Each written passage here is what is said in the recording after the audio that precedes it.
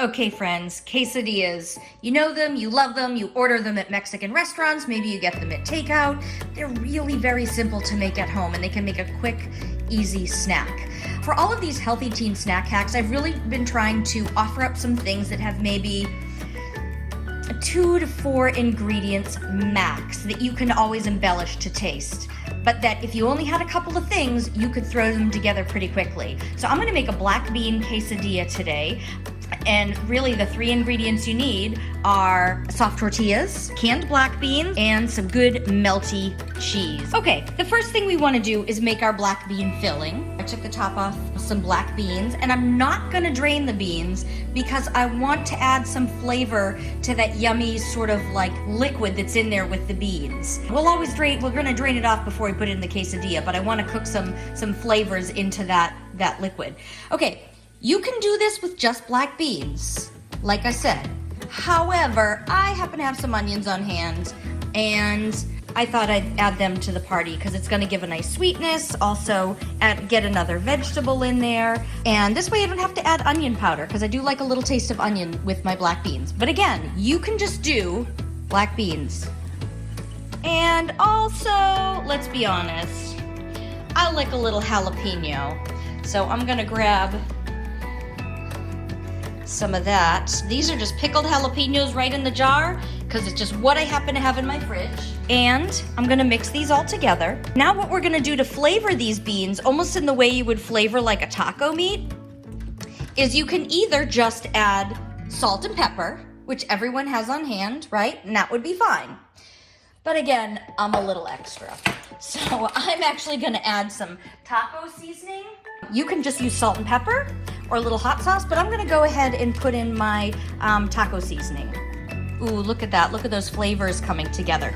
Looks delicious. I want you to note that I have this on low. I really just wanna warm them. I wanna get some of the spice flavor, whether it's salt and pepper or taco seasoning. I wanna get those sort of flavors to meld, and I wanna warm it up a little bit. Here goes my taco seasoning. And you know what? I'm not even measuring. You don't have to either. Put some in, take a look at it. One of the ways you're really gonna learn to cook is not by memorizing recipes. It's gonna be by knowing how foods interact with each other, how they interact with heat, how they take on spices, and you learn that by trying, and you learn that by tasting. I'm gonna get a little spoon here, and I'm just gonna put a little bit on the back of this spoon. Oh, I want more spice. But that's me. Also, keep in mind, if you put jalapenos in there like me, maybe you don't need any more spice. Okay, so that's a good level of spice for me. That's what I want to eat. I'm gonna go ahead and put some salt because I tasted it and I could taste that it needed salt. If you have a taco seasoning that's got a ton of salt in it, you wouldn't want to oversalt it. So again, you always want to taste. Okay, my beautiful black beans have had a time to cook in some of the flavorings.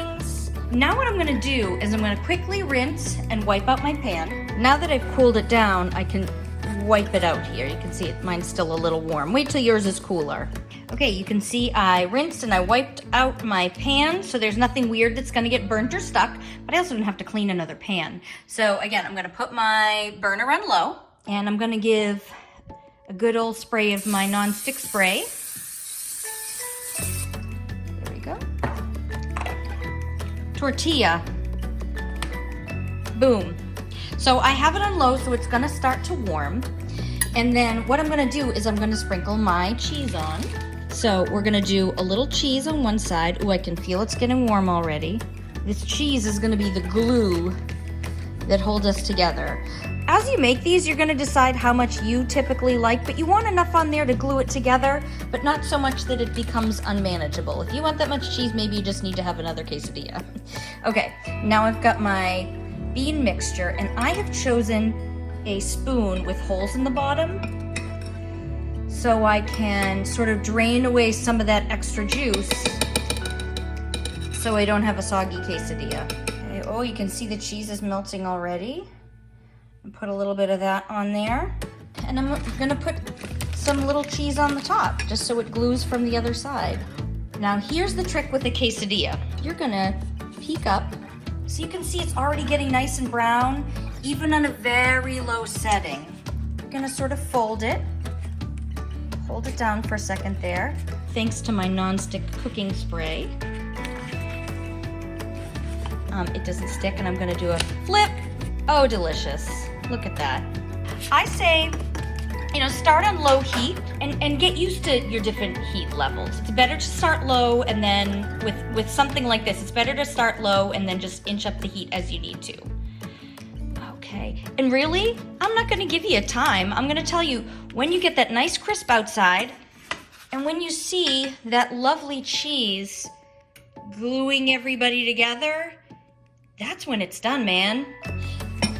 This is a great high protein snack without having to actually cook meat because you've got protein from both your cheese and your black beans.